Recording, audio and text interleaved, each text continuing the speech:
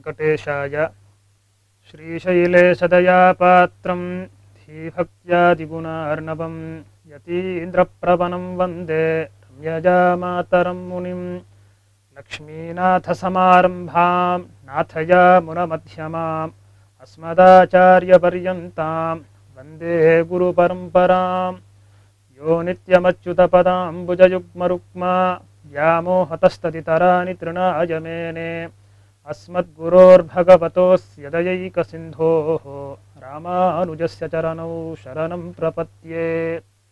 शान्ताकारं भुजगशयनं पद्मनाभं सुरेशं विश्वाकारं गगनसदृशं मेघवर्णं शुभाङ्गं लक्ष्मीकान्तं कमलनयनं योगहृद्ध्यानगम्यं वन्दे विष्णुं भवभयहरं सर्वलोकैकनाथं वसुदेवसुतं देवं कंसचाणूरमर्दनं देवकी परमानन्दं कृष्णं वन्दे जगद्गुरुं श्वेतरसमस्तवस्तुविलक्षण अनंत कल्याणिक तान भगवान श्रीमन्नारायण के श्री वेंकटेश भगवान के दिव्य अनुकंपा से आज हम एकादशी का जो महात्म्य है उसका जो विवेचन शास्त्रों में किया गया है, जो बहुत काल से हम लोग उसको अपने जीवन में आचरण में लेते आ रहे हैं, उनका महत्व क्या है, वे सभी विषय हम लोगों के लिए क्यों प्रतिपाद्य हैं, क्यों हमें उसका अनुसरण करना चाहिए, इन सभी चीज़ों का हम आज एकैकशः प्रतिपादन करेंगे। और जो मुख्य आज एकादशी है, जो कि विजया नामक एकादशी से जानी जाती है, उस फाल्गुन महीने के कृष्ण पक्ष की जो एकादशी है उसके बारे में भी हम विस्तृत जानकारी आप लोगों तक पहुंचाएंगे। और एक बात यहाँ पर हम लोगों को समझना चाहिए कि व्रत किस लिए किया जाता है, व्रत का मायने क्या होता है, महत्व क्या होता है। क्योंकि हम अनेक जन्मों से इस भूधरा पर विचरण करते हुए अपने बारे में समुचित जानकारी न होने के वजह से कई सारे गलत चीज़ों में हम पड़ते हैं। अपने आत्मा के बारे में सही जानकारी नहीं होने की वजह से हम भगवत विमुख होकर उसी विषय को सत्य समझकर हम समझते हैं कि यही हमारा जीवन का आधार है, इसके ऊपर कुछ भी नहीं है जीवन में पाने के लिए। सो लौकिक चेष्टाओं को ही हम अपने जीवन का प्रमुख सुख का साधन मानते हैं, लेकिन वास्तव में ऐसा नहीं है। क्योंकि कहा गया है मना एव मनुष्याणाम कारणम बंध मोक्षयोः। जो मन है ना, उस अगर मन को हम नियंत्रण में रख लेते हैं, नियंत्रण कर लेते हैं, तो उस मन के प्रभाव से हम किसी भी परम गति को प्राप्त कर सकते हैं। क्योंकि मन ही बंधन और मोक्ष का कारण होता है। अगर हम गलत चीज़ों में पड़ेंगे, अगर हम गलत संगति में पड़ेंगे, तो उस संगति के प्रभाव से हमारी भी जो मन की चेष्टा होगी वो गलत चीज़ों में ही जाएगी। क्योंकि इस संगति के वजह से ही सही और गलत चीज़ों का प्रभाव हमारे मन पर पड़ता है। इसीलिए हमें यथासंभव जितना हो सके उतना हमें अच्छे नियमों में अपने आप को बांध कर रखना चाहिए। अच्छी संगतियों का हमें असर भगवान की ओर लेकर जाता है, अच्छे कर्मों के लिए हमें प्रेरित करता है और भगवान के कृपा का पात्र बनाता है। लेकिन बिना किसी साधन के, बिना किसी उपदेश के, बिना किसी व्रत के साक्षात भगवान में लीनता भी संभव नहीं हो पाती है। क्योंकि बड़े बड़े योगी भी कई सालों तक भगवान की तपस्या करते हैं, मनन करते हैं, तो भी विरले ही भगवान का साक्षात्कार कर पाते हैं। ऐसे में सामान्य मनुष्यों के लिए जो अनादिकाल से इस संसार सागर में पड़कर दुख ही दुख भोग रहे हो, जिनको अपने बारे में कुछ जानकारी ही नहीं है, सब कुछ समझते हैं कि शरीर ही सब कुछ है, शरीर के ऊपर और कुछ आत्मा नामक विषय है ही नहीं। ज़्यादातर लोगों के मन में यही धारणा बनी रहती है। अगर सच में आत्मा नहीं होता तो हम इस शरीर का सही उपयोग नहीं कर पाते। हम समझते हैं कि जो भी कर रहे हैं हम ही कर रहे हैं, यह शरीर ही कर रहा है। लेकिन सोचिए, अच्छा खासा हम जिंदगी जीते हैं, बहुत सारे कर्म करते हैं, चलते हैं, फिरते हैं, बोलते हैं, अपने विषयों को लोगों तक पहुंचाते हैं, नाम कमाते हैं, लेकिन एक दिन शरीर धड़ाम से नीचे गिर जाता है।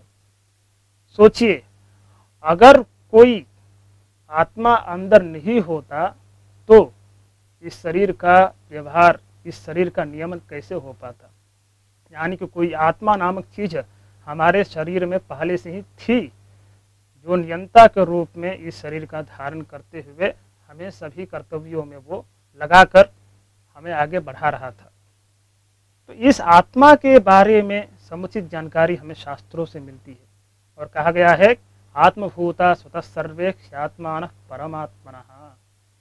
जितने भी आत्माएं हैं जो अलग अलग रूपों में, अलग अलग प्राणियों के रूप में विद्यमान रहती हैं, वे सभी स्वतः भगवान के दास रूप होते हैं, दास ही होते हैं। इसमें किसी प्रकार का कोई संशय नहीं होता है।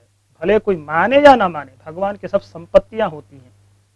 भगवान अपना मानते हैं, लेकिन हम भगवान को पहचान नहीं पाते हैं।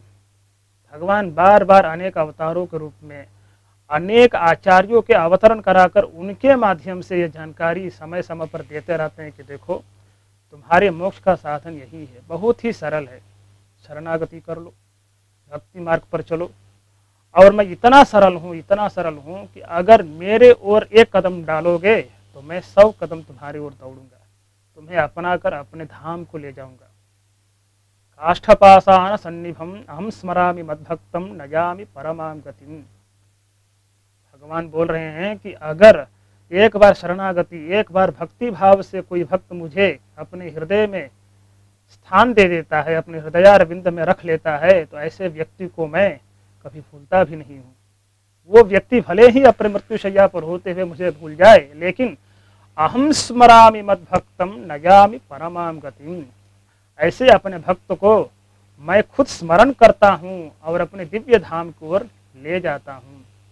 यह है भगवान की महिमा, यह है भगवान की दयालुता। ऐसे भगवान के होते हुए भी दयालु इतने दयालु हैं कि एकमात्र प्रणाम करने से भगवान सोचते हैं कि मैं इसको क्या दूं। इतना भी देते हैं वो कम समझते हैं। हम भगवान की ही कृपा से शरीर पाते हैं, अच्छे संस्कारों से संस्कृत होकर हम अनेक कार्य करते हैं जिसका हमारा नाम होता है, कुल का नाम होता है, ऋषियों का नाम होता है, देश का नाम होता है। लेकिन इन सभी का जो मूल कारण है उन भगवान को हम पहचानते नहीं हैं, इसका श्रेय नहीं देते हैं।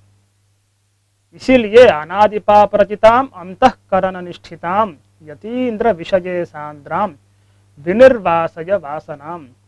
भगवान रामानुज से यह प्रार्थना की जाती है कि अनादि पाप रचिताम अंतःकरण निष्ठिताम। अनादि कालों से मेरे मन में जो यह पाप निष्ठित हो गया है, गड़सा गया है, ऐसे पाप के वासनाओं का आप दूर करिए। हे प्रभु, आपके बिना इस पाप के जो विषय हमारे मन में इतने जन्मांतरों से पड़े हुए हैं, इनको निकालना और किसी से संभव नहीं है। इसीलिए यथापराधा नस्युर्मे भक्तेषु भगवत्यपि तथा लक्ष्मण योगींद्र यावत् देहम प्रवर्तय। और मेरा जीवन भी ऐसा ही करे आप कि मैं किसी न किसी रूप से बंधुजन, जो भगवान के स्नेही जन हैं, जो भागवत लोग हैं, उनका किसी प्रकार का अपचार न करूं, दिल को न दुखाऊं। क्योंकि भगवान अपने विषय में अगर कोई गलती करता है, अपचार करता है, तो उसको क्षमा कर देते हैं, क्योंकि भगवान कृपा का सिंधु हैं, कृपा के सागर हैं। लेकिन भगवान के भक्त के विषय में अगर कोई अपचार करे तो भगवान कभी भी उस गलती को, उस चेष्टा को कभी भी माफ नहीं करते हैं, क्षमा नहीं करते हैं। ऐसे अपचार को असख्यापचार बोला जाता है। और इस असख्यापचार के लिए उस भागवत के सानिध्य में जाकर क्षमा याचन करने से ही उस अपचार से छुटकारा मिलता है, न कि भगवान के पास जाकर भगवान से विनती करने से। भगवान के विषय में करोगे आप तो भगवान से विनती कर, भगवान उस क्षमा से, उस गलती से आपको क्षमा याचन देकर आपको निवृत्त कर देते हैं। लेकिन भागवत जन के विषय में अगर आप गलती करते हो, अपचार करते हो, उनका दिल दुखाते हो, तो उन भागवतों के शरण में जाकर ही उनके माध्यम से आप उस अपचार से छुटकारा पाओगे। इसलिए बोलते हैं यथापराधा नस्युर्मे भक्तेषु भगवत्यपि।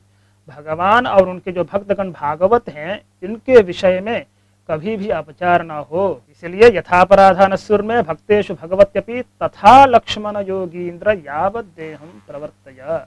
जब तक मैं इस भूधरा पर हूँ तब तक मेरी जो जिंदगी की दशा है ऐसी ही बनी रहे, आपके ही ग्रंथों का मैं अनुसरण करता रहूं, जिसके माध्यम से भगवान के विषय में भक्ति हमेशा बनी रहे और मैं भगवत भक्तों का कभी अपचार न कर पाऊं। तो ये सब आत्मा के विषय में अगर अच्छी जानकारी हो जाए शास्त्रों के माध्यम से कि भगवान हमारे स्वामी हैं और जो मैं आत्मभूत हूँ, जो शरीर का संचालक हूँ, मैं या इस अनित्य जो शरीर है उसके माध्यम से कुछ दिन मैं भगवान के प्रिय कार्य कर पाऊँ और अंततोगत्वा भगवान के दिव्य सानिध्य को प्राप्त करूँ। ऐसा कर्म करूँ कि भगवान के मुखोल्लास हो, भगवान के मन में संतुष्टि हो कि चलो इसको मैंने भूधरा पर भेजा तो कुछ तो भागवतों के लिए, कुछ तो मेरे मुखारविंद के उल्लास हेतु कुछ तो अच्छे कर्म किए। तो भगवान के लिए ही हमें अच्छे कर्म करने चाहिए, ताकि भगवान जो परम पिता हैं हमारे सभी के, त्वमेव माता च पिता त्वमेव, त्वमेव बंधुश्च सखा त्वमेव, त्वमेव सर्वं मम देव देव इत्यादि श्लोक से हम स्पष्ट जानते हैं कि भगवान ही हमारे सत्य माता पिता हैं, भगवान ही हमारे सच्चे बंधु हैं, वही धन है हमारे, वही सब कुछ है। तो ऐसे भगवान से विमुख होकर हम लौकिक विषयों को जो अनित्य हैं, जिसका कोई आधार नहीं है, जिसका कोई किसी प्रकार का कोई अस्तित्व नहीं है भगवान के बिना, ऐसे चीज़ों को हम नित्य परम मानकर उसी के पीछे भागते हैं, उसी के पीछे दौड़ते हैं। लेकिन यह सच्चाई नहीं है। कारणं तु ध्येयः, सभी विषयों को जो कारण है, जो परम पुरुषार्थ का दाता है, क्योंकि सबसे बड़ा सुख कोई समझता है कि धन ही है। करोड़पति बन जाएंगे, बड़े बड़े मकान होंगे, गाड़ियां होगी, तो हम लोगों के नज़रों में पड़ेंगे, हमें लोग कहेंगे कि सबसे बड़ा धनवान है, प्रतिष्ठित आदमी है। लेकिन ये सब क्षणभंगुर है, कुछ दिनों के लिए है, कुछ भी चीज़ निश्चित नहीं है। आज रहेगा कल जा भी सकता है। शरीर ही अनित्य है, तो बाकी शरीर के माध्यम से संपादन किए जाने वाले विषयों का कोई अस्तित्व बनता ही नहीं है। इसीलिए हमें इन जो अल्पकालिक सुख हैं, इन अल्पकालिक सुख से बढ़कर जो नित्य शाश्वत सुख देने वाले जो भगवान हमारे हैं, उन भगवान की शरणागति करनी चाहिए। उन भगवान की हमें अनेक व्रतों के माध्यम से आराधना करनी चाहिए, ताकि हमेशा हमारा मन भगवान के ही नित्य चरणों में लगा रहे और हम भगवान के कृपा के पात्र बन पाएं। और ऐसे सुख को हम कहते हैं मोक्ष, क्योंकि मोक्ष के अलावा और कोई परम सुख हो ही नहीं सकता है। जितने भी लोग कहते हैं कि मोक्ष को प्राप्त हो गए, यानी कि भगवान के दिव्य सानिध्य, जो मतलब शैव हो वो शिवलोक को प्राप्त हो सकता है, जो भगवत स्नेही लोग होते हैं वो भगवान के दिव्य धाम जो वैकुंठ बोला जाता है उसे प्राप्त करते हैं। तो अपने अपने मत के अनुसार, अपने अपने आचार्यों के अनुसार जो भी दिव्य पथ आपको दिखलाए जाएं, उनका सही अनुसरण हमें सात्विक मन से करना चाहिए। क्योंकि हमारे मन में राजसिक प्रवृत्तियां, तामसिक प्रवृत्तियां ज़्यादा रहती हैं। संसार में रहते हुए भगवान के चरणों में नित्य मन लगाकर रहना बहुत ही असाध्य माना जाता है, क्योंकि अनेक जन्मों से हम इस संसार सागर में पड़े हुए हैं। उसका प्रभाव तो रहेगा ही रहेगा, क्षण मात्र में तो हम उसे गायब कर नहीं सकते। इतने बड़े हम तपस्वी, इतने बड़े महामुनि तो है नहीं। बड़े बड़े महामुनि भी तपस्या करते करते करते करते कभी उसे भंग होकर, उससे कभी च्युत होकर भगवान के इतर अन्य लौकिक विषयों में भी लग जाते हैं। जैसे कि हम विश्वामित्र को जानते ही हैं, अन्य ऐसे बहुत सारे महर्षि हुए हैं जो अनेक कालों तक, अनेक करोड़ों दिव्य वर्षों तक भगवान का तपस्या तो करते हैं, लेकिन कभी कभार वो भी अपने जो निश्चल भक्ति है उससे कुछ समय के लिए च्युत होकर अन्य लौकिक जो विषय हैं उसमें वो प्रवेश कर जाते हैं, जिससे उनकी पूरी की पूरी तपस्या का जो फल है वो नष्ट हो जाता है। इसीलिए हम सामान्य जो जन हैं, हमें कम से कम भगवान के चरणारविंद की स्मृति रखने के लिए जो शास्त्रों में बतलाए गए साधन हैं, जो व्रत हैं, अनुष्ठान है, भगवान का ब्रह्मोत्सव इत्यादि जो मंगल कार्य हैं, उसमें अपने आपको प्रवृत्त रखे रहना चाहिए। तपस्वियों की तरह तपस्या करने की जरूरत नहीं है, शरीर को तपाने की जरूरत नहीं है। जरूरी नहीं है कि आप जंगल में जाकर ही बैठ जाएं, क्योंकि जो निवृत्तरागा नाम गृह एव तपोवनम, जो निवृत्त राग हैं, जिनके मन से राग हट गए हैं, उनके लिए घर ही तपस्या का स्थल है। आप जंगल में जाओगे, वहाँ पर जाकर सोचोगे कि कोई एकांत स्थान है, वहाँ पर बैठकर मैं तपस्या कर कर भगवान को प्राप्त कर लूँगा, लेकिन मन में अगर आपके राग द्वेष इत्यादि जो षड आरिवर्ग हैं उनको आप नहीं निकालोगे, तो फिर आप वन में रहें चाहे घर में रहें, आपके लिए एक ही है। घर में रहते हुए भी अगर आप इन सभी षट आरिवर्गों से विमुक्त हैं, वैराग्य से संपन्न हैं आप, और भगवान के चरणारविंदों में आपकी बुद्धि लगी है, तो आप ही परम तपस्वी हैं, आप ही सबसे बड़े मुनि हैं। इसीलिए हमें अपने मन के जो कचड़े हैं, जो कुबुद्धियां हैं, उसे हमें निकालनी चाहिए। और इसको निकालने का सबसे परम साधन यही है कि हम जो अपने आचार्यों के माध्यम से बताए गए मार्ग हैं, जो अनुष्ठान हैं, जो कर्तव्य हैं, उसे हमें सही समय पर निभाना चाहिए। क्योंकि इन शास्त्रों का जो वचन है ना, यह भगवान की ही आज्ञा माने जाते हैं। श्रुति स्मृति ममैवाज्ञा यस्ताम उल्लंघ्य वर्तते आज्ञा छेदी ममद्रोही मद्भक्तोपि अवैष्णव। भगवान कहते हैं कि शास्त्रों को जो वचन है वो हमारी ही वचन है, वो मेरे ही आज्ञा मानो। उन आज्ञाओं का जो उल्लंघन करता है, ऐसा अगर कोई व्यक्ति मेरा वैष्णव भी हो, भक्त भी हो, तो वो द्रोही कहलाएगा। अब हम भगवान के अगर वचनों का उल्लंघन न करें तो द्रोही तो माने जाएंगे। इसलिए बहुत ही सतर्क होकर शास्त्रों के जो भी नियम है यथाशक्ति हमें उसे पालन करना चाहिए। इसी में से एक अनुष्ठान है एकादशी। एकादशी के बारे में तो हम सभी ने सुना होगा, लेकिन एकादशी का जो मूल उद्देश्य है उसे हम नहीं जान पाते हैं। हम समझते हैं कि केवल उस दिन भूखा रह जाएं तो एकादशी है। कुछ लोग क्या करते हैं कि एकादशी दिन केवल अन्न का परित्याग तो करते हैं, लेकिन उदर पूर्ण कर लेते हैं। बहुत प्रकार के फल, बहुत प्रकार के जो ऐसे व्यंजन होते हैं, उसे उस दिन भरपूर्ण उसका सेवन करते हैं और सोचते हैं कि केवल मैंने अन्न का परित्याग कर दिया तो मेरा एकादशी हो गया। ऐसा नहीं है। किसी भी विषय का एक मूल उद्देश्य होता है, और उद्देश्य क्या है? भगवान के मन की तृप्ति, भगवान के मुख का उल्लास होना चाहिए। उस दिन अगर हम भगवान के जो भी बताए गए मार्ग हैं, जो पथ हैं, जो उनके अनुसरण करने योग्य विषय हैं, अगर उसका हम अनुसरण नहीं करते हैं, भगवान का भजन नहीं करते हैं, भगवान के मुख के उल्लास हेतु अगर हम भगवान का कीर्तन नहीं करते हैं, उनके बारे में हम चिंतन नहीं करते हैं, तो ऐसे एकादशी के दिन अगर आप पूरे दिन भूखे भी रहें तो भी उसका कोई फायदा नहीं है, फल नहीं है। हमेशा उसका उद्देश्य हमेशा मन में एकदम निश्चित होना चाहिए कि हम क्यों कर रहे हैं। और वैज्ञानिक दृष्टया भी देखा जाए, लौकिक दृष्टया भी देखा जाए, पारमार्थिक दृष्टया भी देखा जाए, पारलौकिक दृष्टया भी देखा जाए, तो एकादशी व्रत का जो महात्म्य है, जो प्रभाव है, बहुत ही अति उत्तम माना गया है। हम सभी दिन ऐसे ऐसे व्यंजनों का सेवन करते हैं जो व्याधि के घर कर कर जाते हैं। व्याधियों का स्थान बन जाता है हमारा शरीर। शास्त्रों में भी बताया गया है कि किस प्रकार का भोजन हमें करना चाहिए, किस प्रकार का भोजन नहीं करना चाहिए। बहुत ही मसाले वाले भोजन लोग करते हैं, ऐसे भोजन को हम लोग असात्विक कहते हैं, तामसिक राजसिक होता है। बहुत ही सात्विक रूप से भोजन बनाकर भगवान का स्मरण करते हुए प्रसाद हमें बनाना चाहिए, और भगवान को सेवन कराकर ही नैवेद्य बोला जाता है, निवेदन कर कर ही हमें उस प्रसाद का ग्रहण करना चाहिए, ताकि हमारे मन की जितनी भी कुप्रवृत्तियां हैं, जो भी गलत धारणाएं हैं, जो भी हमारे मन में पाप बैठे हुए हैं, वो दूर हो जाएं। इस भगवान के मतलब प्रसाद के ग्रहण करने से ऐसा प्रभाव हमारे मन में आता है, सात्विक वृत्तियां प्रवृत्त होती हैं। इसीलिए हमें भगवान को भोग लगाकर ही, निवेदन कर कर ही हमें किसी भी प्रसाद का ग्रहण करना चाहिए।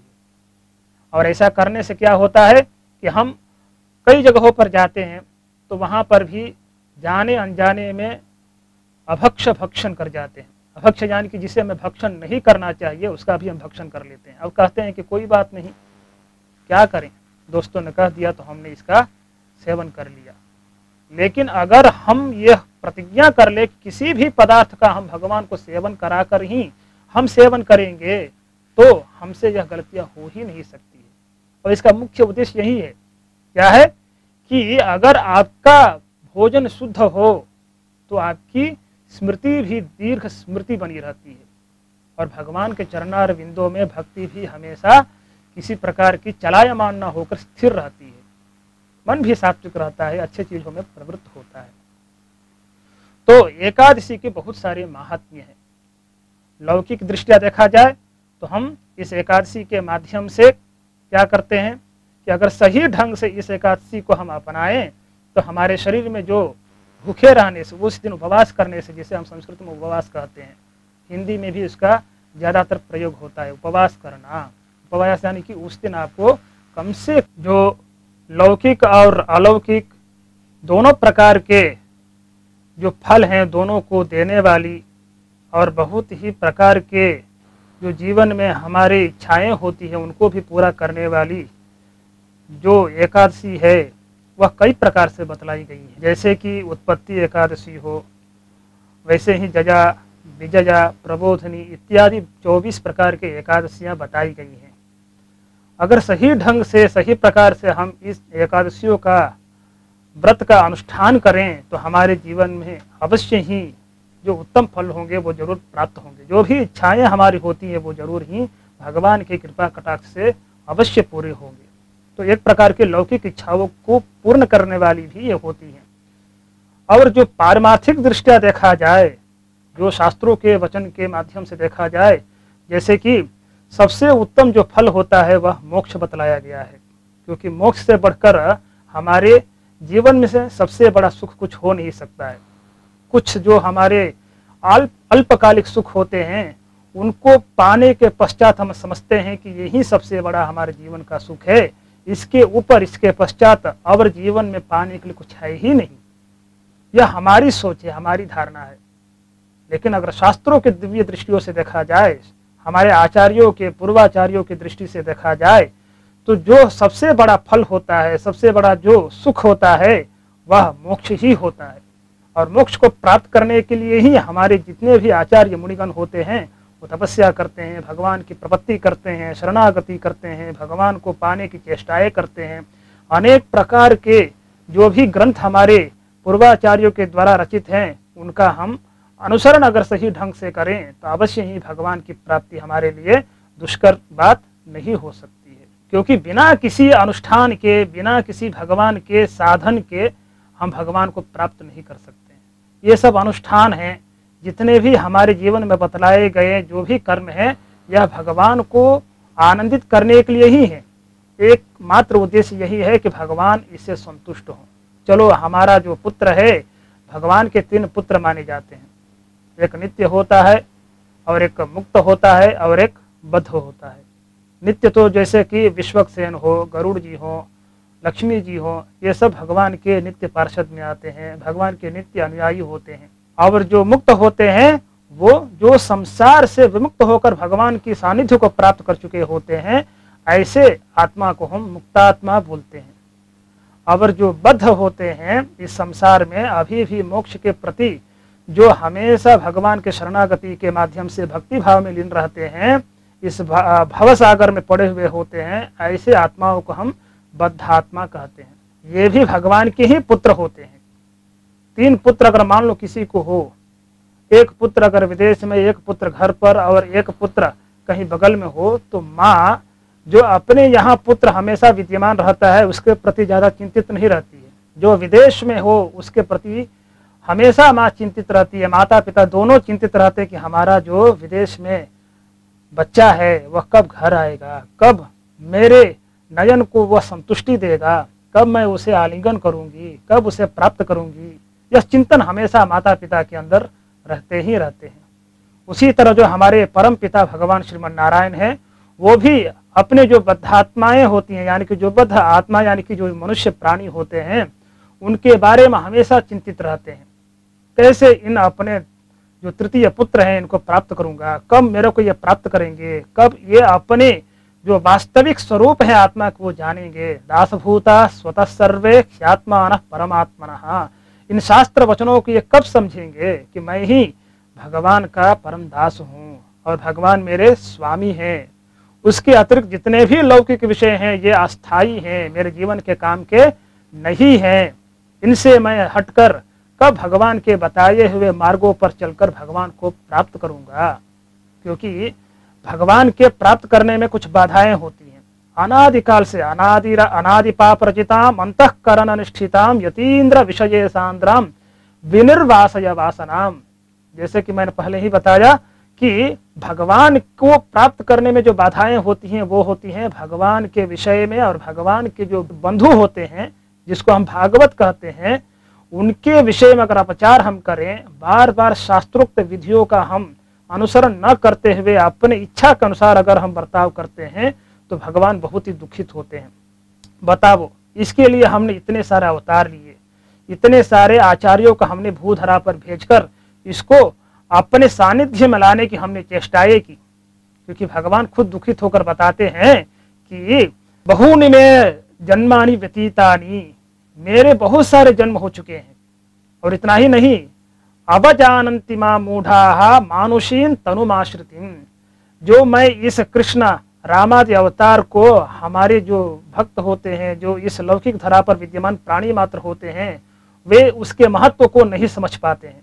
मानुषीं तनुमाश्रितिं अवजानन्ति, मेरे जन्म को व्यर्थ समझते हैं, उसका अवमानना करते हैं, उसके महत्व को नहीं समझ पाते हैं, इसीलिए मेरे को प्राप्त नहीं हो पाते हैं। भगवान दुखित होकर बोलते हैं।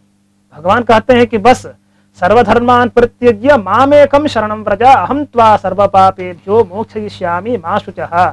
सभी धर्मों को, यानी कि सभी धर्मों को छोड़ने का मतलब यह नहीं होता है कि सभी धर्मों को वास्तव में छोड़ दो। सभी धर्मों को करते हुए उसमें कर्तृत्व भावना से विहीन होकर उन सभी धर्मों का पालन करो। अगर ऐसा करोगे तो मैं तुम्हें सभी सांसारिक बंधनों से छूट देकर, सभी से छुटकारा तुम्हें दिलाकर मैं अपने सानिध्य को तुम्हें प्राप्त करा दूंगा। इसीलिए भगवान को प्राप्त करने के जो साधन बतलाए गए हैं उन साधनों का हमें अनुसरण करना चाहिए। उसी में से होती है एकादशी नामक एक व्रत।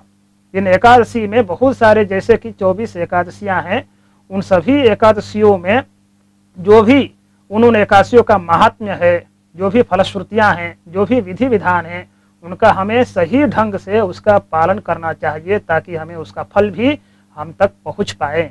ऐसे एकादशी का जो महत्व है हम तो सभी जानते ही हैं, अपने जो महानुभाव गण होते हैं उनके माध्यम से सुनते ही आ रहे हैं, लेकिन जो शास्त्रों में इसका वर्णन है उसको हम जान लेते हैं।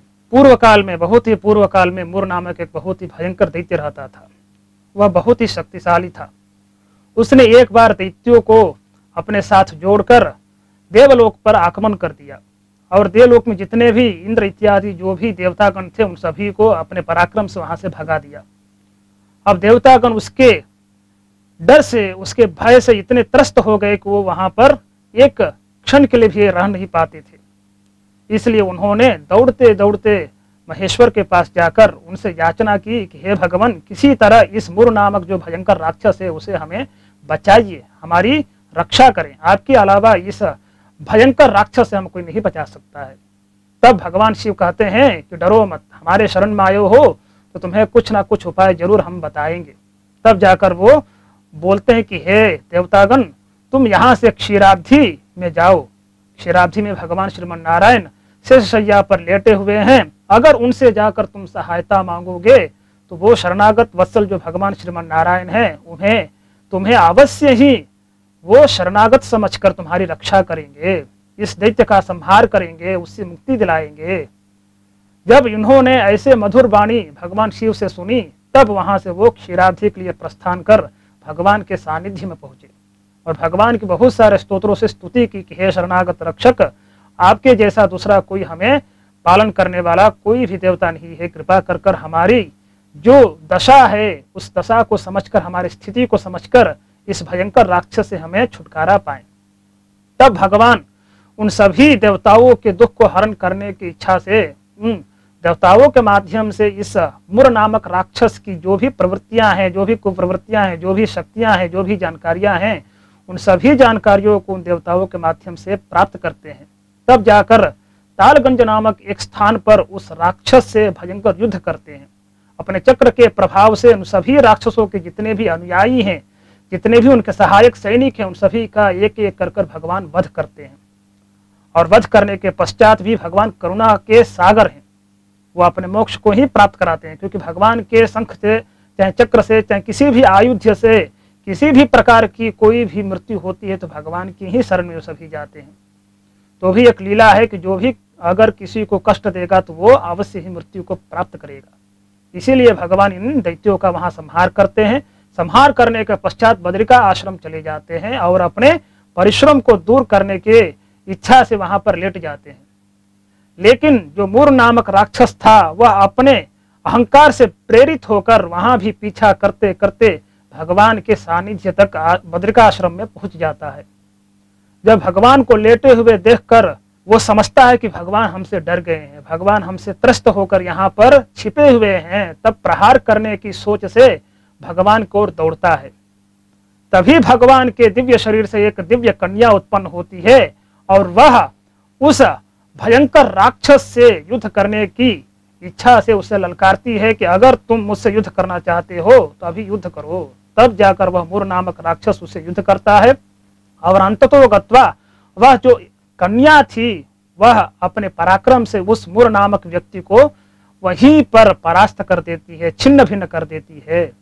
वही कन्या कालांतर में जाकर एकादशी नाम से प्रसिद्ध हुई और भगवान उस कन्या को उसके प्रभाव से बहुत ही संतुष्ट होकर कई सारे वरदानों को देने के लिए प्रेरित करते हैं। तब वह कन्या कहती है, हे प्रभु, अगर आप मेरे प्रभाव से संतुष्ट हैं, खुश हैं, आनंदित हैं तो एक ही वरदान दीजिए कि जो भी मेरे दिन यानी कि एकादशी के दिन जो भी मेरा व्रत करेगा, अनुष्ठान करेगा, उसे लौकिक पारलौकिक जितने भी सुख हैं उन्हें आप तुरंत दें। आप उन लोगों को सभी इच्छाओं को पूरा करें, यही मेरी अभिलाषा है, यही आपसे प्रार्थना है।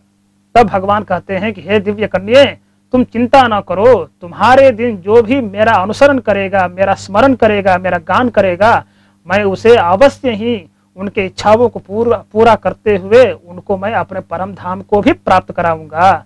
तब भगवान जाकर उसे संतुष्ट कर वहां से विदा लेते हैं। यह कहानी कई सारे शास्त्रों में, कई सारे पुराणों में बतलाई गई है। विशेष रूप से श्री स्कंद पुराण में भी इसकी व्याख्या मिलती है, विवरण मिलता है।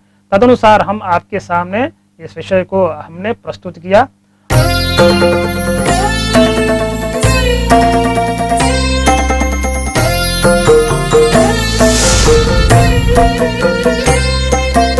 श्रियः कान्ताय देवाय कल्याणनिधये निधये अर्थिनां श्रीवेङ्कटनिवासाय श्रीनिवासाय मङ्गलम्। ओम नमो वेंकटेशाय।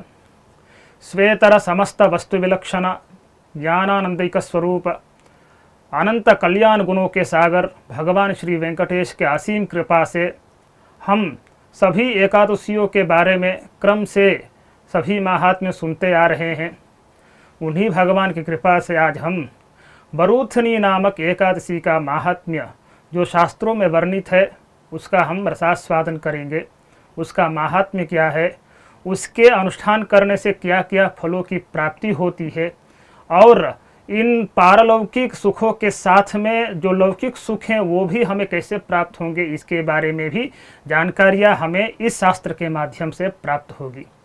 लेकिन एकादशी व्रत का क्या महात्म्य है उसके बारे में संक्षेप में एक श्लोक हमको सुनने को मिलता है शास्त्रों में। वो कहा गया है, एकादशी व्रतम भक्त्या यः करोति नरः सदा स विष्णुलोकम संप्राप्य याति विष्णोः स्वरूपताम्। जो भी एकादशी का व्रत भक्ति से करता है, यह भक्त्या करोति यानी केवल शारीरिक रूप से सुख पहुंचाकर या किसी प्रकार के व्रत का मन से न कर पालन करना ही केवल पर्याप्त नहीं है। मन से करें जो भी करें, क्योंकि भक्त्या तो अनन्यया शक्यः अहम एवं विधोर्जुना। भगवान श्री कृष्ण अर्जुन को कहते हैं कि केवल और भक्ति मात्र से ही मैं इस किसी भी अनुष्ठान के माध्यम से प्राप्त हो सकूंगा। इसीलिए कोई भी व्रत का अनुष्ठान करे भक्ति से, मन से, तीनों करणों को लगा कर करें। तो बोल रहे हैं कि इसके अनुष्ठान से क्या फल मिल सकता है, तो भगवतः स्वरूपताम प्राप्नोति। भगवान श्री कृष्ण या नारायण के जो स्वरूप है यानी कि सारूप्य, अपने जैसा ही सारूप्य यानी कि स्वरूप को भगवान उस भक्त को प्रदान करते हैं। ये एक बहुत बड़ा एक फल है। एक साथ में यह भी है कि लौकिक जो फल है उसकी भी प्राप्ति होती है, साथ ही साथ जो पारलौकिक यानी कि परलोक में प्राप्त होने वाला जो सुख है उसे भी भगवान प्रदान करते हैं यानी कि मोक्ष देते हैं। यह सबसे बड़ा फल है। तो उसके बारे में हम आज इन शास्त्रों में जो भी बताए गए हैं उनके जो भी महात्म्य मैं आपको बताऊंगा। तो इस वरुथनी नामक जो एकादशी है उसके पहले एक कामदा एकादशी आती है। कामदा का अर्थ ही आप समझ गए होंगे कि कामस्य या कामम ददातीति कामदा, कामस्य इच्छाम यह पूरयति, अर्थात या पूरयति वह कामदा है, यानी कि अपने इच्छाओं को जो पूरा करती हो, चाहे वह ऐहिक सुख हो या पारलौकिक सुख हो। ऐसे व्रत का जो एकादशी है उसे हम क्या कहते हैं, कामदा एकादशी कहते हैं। उसके बारे में युधिष्ठिर भगवान श्री कृष्ण से पूछ रहे हैं। उन श्लोकों को भी मैं पढ़ूंगा ताकि आप तक पहुंच सके, क्योंकि अर्थ तो बताना बहुत ही साधारण है, लेकिन जो शास्त्रों में यथावत कहा गया है उसके बारे में भी मैं आपको यथावत सुनाऊंगा ताकि आप भी उसे लाभान्वित हो सकें। सूत उवाच देवकी नंदनम कृष्णम वसुदेवात्मजं हरिम नमस्कृत्य प्रवक्ष्यामि महापातक नाशनम। सूत जी महाराज बोल रहे हैं कि सभी पापों को नाश करने वाली जो एकादशी है उसके बारे में मैं आज तुम्हें बतलाने जा रहा हूँ। यानी कि सभी प्रकार के पाप, यानी कि पंच महापातक भी उसमें अंतर्निहित है। लेकिन जो सामान्य पाप होते हैं उसके प्रायश्चित तो सुलभ हैं, कर भी सकते हैं, लेकिन जो महापातक होते हैं उनके प्रायश्चित बहुत ही कठिन होते हैं। कई दिनों तक भूखा रहना पड़ता है, कई प्रकार के शारीरिक दुख को सहकर उन प्रायश्चितों को करना पड़ता है। ऐसे पापों को बहुत ही सहजतया सुलभतया भगवान की जो एकादशी है उस एकादशी के माध्यम से हम उन पापों को नष्ट कर सकते हैं। वहीं सूत जी महाराज इस श्लोक के माध्यम से बता रहे हैं। आगे क्या कर रहे हैं, युधिष्ठिराय कृष्णेन कथितानि महात्मना एकादशी महात्म्यानि नाना पापहरानि च अष्टादश पुराणेभ्यो विविच्य सुमहात्मना चतुर्विंशति संख्यानि नानाख्यानि ही युतानि च। वैसे जो यह एकादशी है यह क्रम में सबसे पहले आती है, कामदा एकादशी, क्योंकि चैत्र महीना हमारे लिए सर्वप्रथम मास होता है, उसी में यह एकादशी सबसे पहले गिनी गई है। तो बता रहे हैं कि चतुर्विंशति यानी कि 24 जो एकादशियां हैं उसमें पहले आने वाली जो एकादशी है वह कामदा एकादशी है। और यह नाना पाप हरानी, नाना यानी कि कई प्रकार के पापों को हरने वाली है। उसी में से बहुत ही निकृष्ट पाप भी होते हैं जिनके बारे में आने वाले श्लोकों में वो बताएंगे। तो बता रहे हैं कि वासुदेव नमस्तुभ्यं कथयस्व ममाग्रतः चैत्रस्य शुक्ल पक्षे तु किम नाम एकादशी भवे। तो यह एकादशी कब मनाई जाती है उसके बारे में बता रहे हैं कि चैत्र महीने के जो कृष्ण पक्ष है वही बता रहे हैं, कृष्ण पक्षे तु क्षम्यताम शुक्ल पक्षे तु किम नाम एकादशी भवेत। कृष्ण पक्ष नहीं है, वो शुक्ल पक्ष है। तो शुक्ल पक्ष में जो चित्र महीने के शुक्ल पक्ष में मनाई जाने वाली जो एकादशी है वह कामदा नाम से विख्यात है। आगे उसका क्या महात्म्य वो बता रहे हैं। शृणुष्व एकमना राजन कथाम एताम पुरातनीम वसिष्ठो याम अकथयत प्राक दिलीपाय पृच्छते।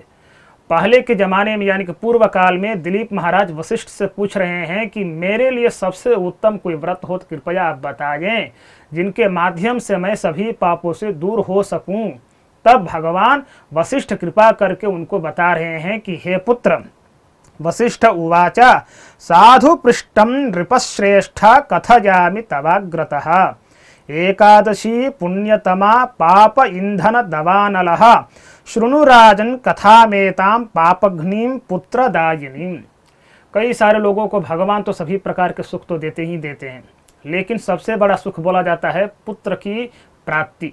पुत्र का सौभाग्य अगर प्राप्त न हो तो कितना भी धन हो, कितने भी पैसे हो, कितने भी वैभव हो, बहुत सारी गाड़ियां हो, बंगले हो, लेकिन पुत्र नहीं है तो लोग कई प्रकार के अनुष्ठान करते हैं। बहुत सारे महात्माओं के सानिध्य में जाकर प्रार्थना करते हैं कि हे प्रभु, पता नहीं कौन से पाप हमने किए होंगे जिसके फलस्वरूप आज हम संतान की सुख का प्राप्ति नहीं देख पा रहे हैं। तो ऐसे में सुख प्राप्ति के जो साधन है वो तो बतला ही रहे हैं, साथ ही में पुत्रदायिनी, पुत्र को प्राप्त कराने वाली भी जो एकादशी है वो कामदा ही है। इसलिए इस कामदा नामक एकादशी का अनुष्ठान करें, ऐसा वशिष्ठ भगवान किसको बता रहे हैं, दिलीप को बहुत ही विनम्रता से पूछने पर बता रहे हैं। विनम्रता बहुत जरूरी है, क्योंकि कितना भी ज्ञान हो, कितना भी हमारे पास वैभव हो, लेकिन विनम्रता नहीं हो, जिसे हम्बलनेस कहा जाता है, आंग्ल भाषा में। विनम्रता अगर नहीं होगी तो सभी प्रकार के वैभव ज्ञान तुच्छ हैं, क्योंकि जो विनम्रता है वही अलंकार है। विनम्रता से अगर कोई व्यक्ति अपने कार्य जो हो, जो दुष्कर से भी दुष्कर हो, ऐसे कार्य को सुलभता से वो उसे प्राप्त कर लेता है और बड़े बड़े सज्जनों को, साधुओं को, महात्माओं को भी वो अपने वश में कर सकता है और सभी प्रकार के सुख के साधनों को प्राप्त कर सकता है। क्योंकि महात्माओं के पास कोई धन वैभव नहीं होता है, उनके पास तपोधन होता है, यानी कि तप ही उनका धन है, जिसके माध्यम से बड़े दुष्कर कार्यों को भी वो किसी के विनम्रता से विवश होकर प्राप्त करा देते हैं। तो वो बता रहे हैं पुत्रदायिनम, क्योंकि दिलीप के बहुत वर्षों तक पुत्र की प्राप्ति नहीं हो पा रही थी। कई प्रकार के अनुष्ठान व्रत उन्होंने किया, लेकिन वो कभी भी पुत्र की प्राप्ति नहीं कर पाए। तब जाकर वो वशिष्ठ जी से पूछ रहे हैं। तो वो बता रहे हैं आगे, एकादशी पुण्यतमा पाप ईंधन दवानल। जैसे दवानल यानी कि जो जंगल में अगर आग लग जाए ना, तो वो सभी के सभी वस्तुओं को, वहाँ के वृक्षों को राख कर देती है। ठीक उसी तरह पाप रूपी दवानल जो है वह सभी प्रकार के पापों को नष्ट कर देती है, उसे हटा देती है। यही सबसे बड़ा एक सौभाग्य है इस एकादशी के पालन करने का। आगे बता रहे हैं, पुंडरीक प्रमुखा नागा निवसन्ति मदोत्कटाः तस्मिन् पुरे पुंडरीको राजा राज्यम करोति च। अब बता रहे हैं कि इस एकादशी का जो महात्म्य है और महात्म्य के संदर्भ में जो कहानियां बताई गई हैं, जो भी कथा वस्तु है, उसके बारे में भी, उसका जो संदर्भ है उसे भी प्रस्तुत कर रहे हैं। अगर उदाहरण से अगर कोई भी चीज़ समझाया जाए तो उसे समझाने में कोई समस्या नहीं होती है, बहुत ही सुलभतया लोगों तक यह बातें पहुंच जाती हैं, लोग उसे ग्रहण कर पाते हैं। बिना उदाहरण के कितना भी आप समझाएं तो लोग बस तो सुन तो लेते हैं, लेकिन उसका अनुसरण अपने जीवन में आसानी से नहीं कर पाते हैं। इसीलिए जितना संभव हो सके उसे हमें उदाहरण के तौर पर ही किसी भी विषय को समझाना चाहिए, ताकि सुलभता से लोगों तक पहुँच पाए। तो उदाहरण के तौर पर एक कहानी बता रहे हैं जो घटित हुई है पूर्व काल में, कि पुंडरीक प्रमुखा नागाः निवसन्ति मदोत्कटाः तस्मिन् पुरे पुंडरीको राजा राज्यम करोति च। रत्नपुर नामक एक रमणीय एक नगर है, वहाँ पर पुंडरीक इत्यादि बहुत ही प्रमुख नागों का वहाँ पर निवास होता था। उनका जो राजा था वह प्रमुख नाग जो था वह पुंडरीक था। उसी के वश में रहकर सभी नागों ने वहाँ पर निवास किया और सभी प्रकार के सुखों का वो अनुभोग कर रहे हैं। और उन सभी का जो भी निवास स्थान था वो रत्नपुर ही था। रत्नपुर का नाम ही क्या है? रत्न, यानी कि रत्नों का नगर, जहाँ पर किसी प्रकार की कमी ही नहीं है। तो ऐसे सुशोभित नगर में प्रमुख जितने भी नाग हैं वो सभी निवास कर रहे हैं पुंडरीक के साथ में। तो एक समय था जब वहाँ पर बहुत प्रकार के उत्सव चल रहे थे। उन उत्सवों में सबसे प्रमुख उत्सव था वहाँ पर संगीत कला की उत्सव। वहाँ पर बहुत सारे नाग पधारे हुए हैं, गंधर्व पधारे हुए हैं, बहुत सारे वहाँ पर उनके अनुयायी पधारे हुए हैं। तब वहाँ पर एक बहुत ही सुंदर सा एक उत्सव चल रहा है। वहाँ पर उन उत्सव में भाग लेने वाले जो भी गंधर्व थे उनके बारे में कहानी बता रहे हैं कि वरा अप्सरा तो ललिता गंधर्वो ललितस्तथा उभौ रागेन संयुक्तौ दंपति काम पीड़ितौ। उस संगीत कला में वाद्य के लिए बहुत सारे कलाकार पहुँचते हैं। उसमें ललित और ललिता नाम के दो दंपति हैं। ललित एक पति है और ललिता एक उनकी पत्नी है। दोनों भी वहाँ पर कई प्रकार के भजन, कई प्रकार के संगीत, कई प्रकार के कलाओं का प्रदर्शन कर रहे हैं। लेकिन जब वो दोनों संगीत की प्रस्तुति कर रहे हैं तब दोनों धीरे धीरे एक दूसरे के प्रति कामुक होते जा रहे हैं। लय में जो स्वर है वो स्वर बिगड़ता जा रहा है।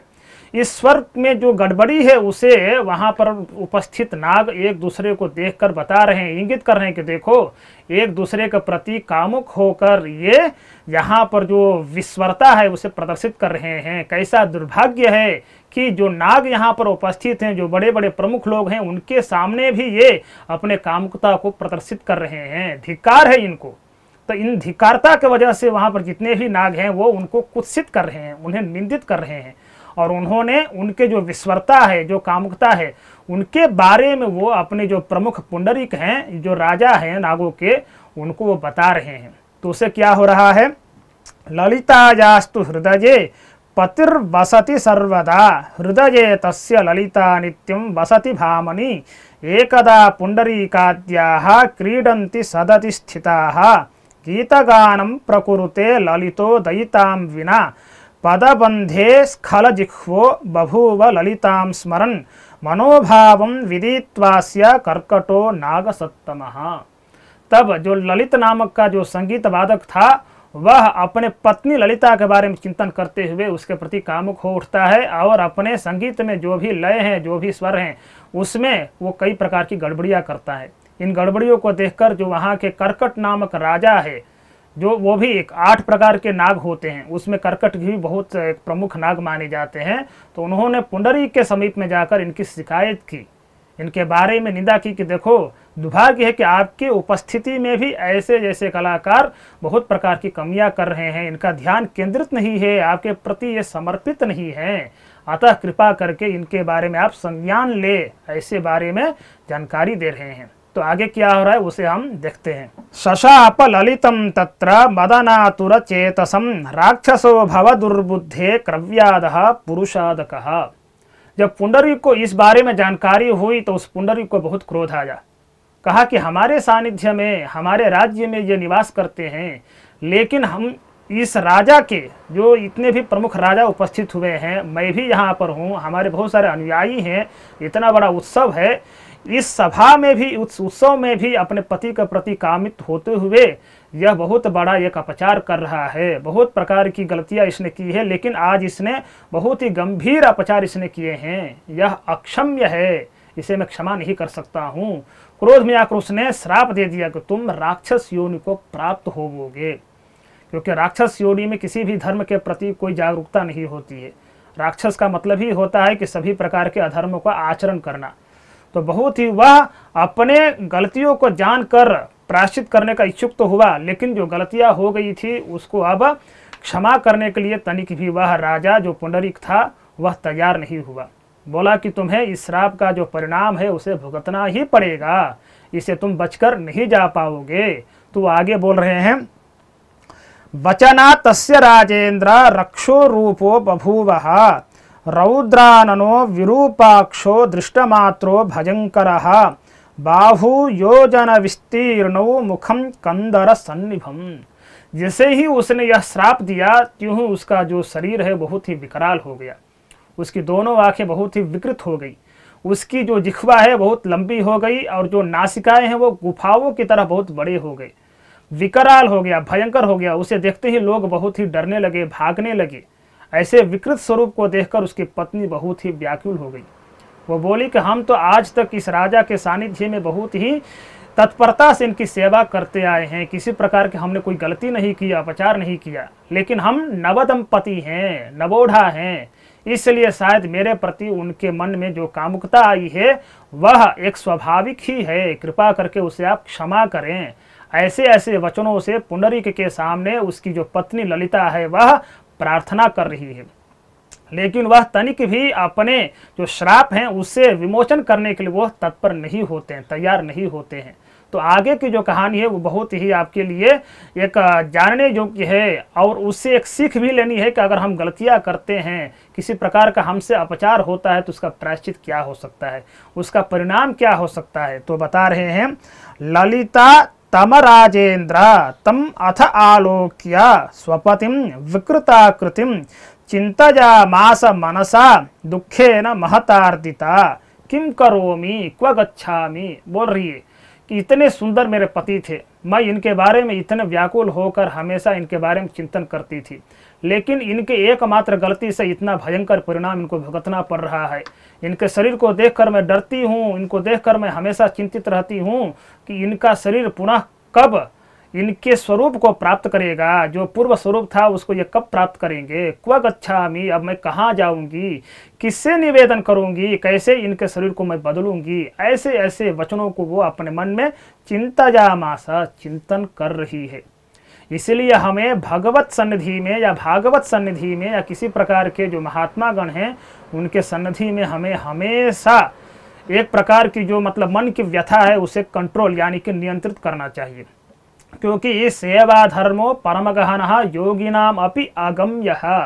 जो सेवा भाव है ना बहुत ही गहन है, योगियों के लिए भी वो समझ से परे है। इसलिए हमें बहुत ही इस सेवा भाव को जागरूक होकर करना चाहिए ताकि किसी प्रकार का अपचार ना हो, यानी कि समर्पण भाव से। ऐसे जैसे मन से करोगे तो क्या होगा, उसमें त्रुटियां होगी, अपचार होंगे, और उस एक त्रुटि एक अपचार के वजह से बड़े बड़े भयंकर परिणाम हो सकते हैं। जैसे कि यह जो ललित नामक का गंधर्व है, नाग है, उसको प्राप्त होना पड़ा। इसीलिए हमें जागरूक होकर किसी भी प्रकार के भगवान के सन्निधि में या महात्माओं के सन्निधि में कैंकर्य करना चाहिए, तन्मय होकर, अन्य विषयों को छोड़कर। इसके लिए जरूरी है अभ्यास करें, वैराग्य करें कि आज से मैं इस विषय में हमेशा अपने मन को लगाकर भगवान को एकमात्र जो मार्ग बताया गया है शास्त्रों में, उसके माध्यम से मैं भगवान को पूजा करूंगा, चाहे पूजा करूंगी, अगर स्त्री हो तो करें। तो आगे बता रही है, क्व गच्छामि पतिः पापेन पीडितः इति संस्मृत्य मनसा न शर्म लभते तुसा चचार पतिना सार्धं ललिता गहने वने बभ्राम विपिने दुर्गे कामरूपस्स राक्षसः निर्घृणः पापनिरतो विरूपः पुरुषादकः। अब पहले से ही हम कई प्रकार के पाप करते हैं, जाने या अनजाने में कई प्रकार के पाप हो जाते हैं, जो कि हमें नहीं करना चाहिए। बहुत ही हमें जागरूक रहना चाहिए, क्योंकि 5 प्रकार के पाप बतलाए गए हैं। पानी खींचते समय कई प्रकार के सूक्ष्म प्राणी मर जाते हैं।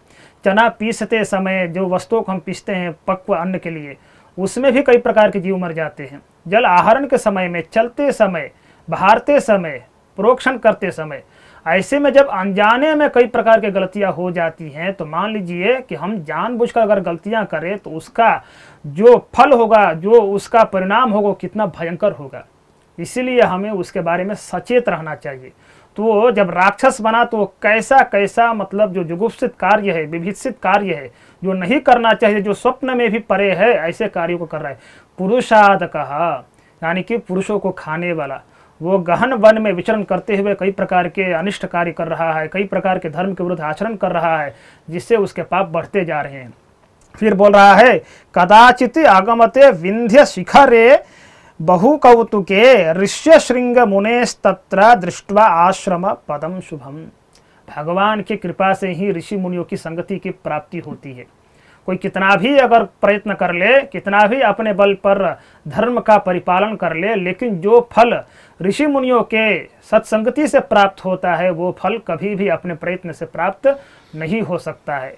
क्योंकि जो महात्मा गण है उनका अर्थ ही है महाआत्मा, यानी कि अपने आत्मा को जिन्होंने बिल्कुल शुद्ध रखा हो, कई प्रकार के तपश्चर्या के माध्यम से उन्होंने अपने आत्मा को भगवान के प्रति समर्पित कर दिया हो। अगर ऐसे महात्माओं का फल, ऐसे महात्माओं का आशीर्वाद, अनुग्रह प्राप्त हो जाए, तो किसी भी प्रकार के नीच से नीच जो पाप हैं उनसे भी उद्धार लोग हो जाते हैं, उद्धृत हो जाते हैं, उद्धार हमें मिल जाता है। तो कह रहे हैं कि एक समय जब वह गहन वन में विचरण कर रहा था, तो उस समय ऋष्य श्रृंग नामक ऋषि के आश्रम में गया।